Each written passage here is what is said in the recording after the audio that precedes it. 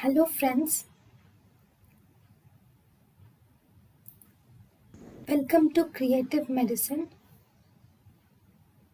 In this lecture, we will learn about in a blood agar ratio of blood to reagent is in a blood agar ratio of blood to reagent is 1:2. Blood agar actually, if you see blood culture agar, in the blood culture broth, it contains substances which inhibit the growth of bacilli.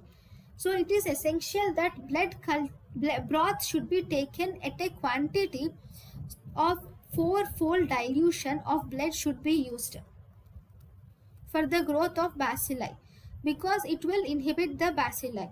So blood culture medium, if you see blood to blood culture medium ratio is around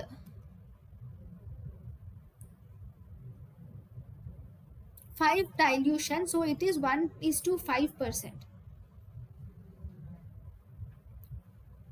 So if you see how do you produce this, how do you manufacture this blood agar? Blood agar contains mainly 10% of blood is added to the molten agar it is added to molten agar at 45 to 50 degrees Celsius. Whereas how does chocolate agar is seen? Chocolate agar,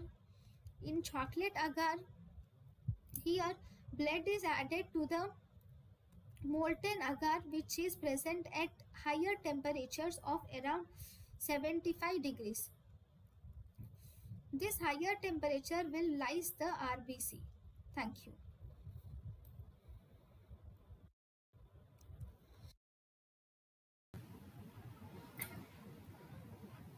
Thank you, and thank you for watching.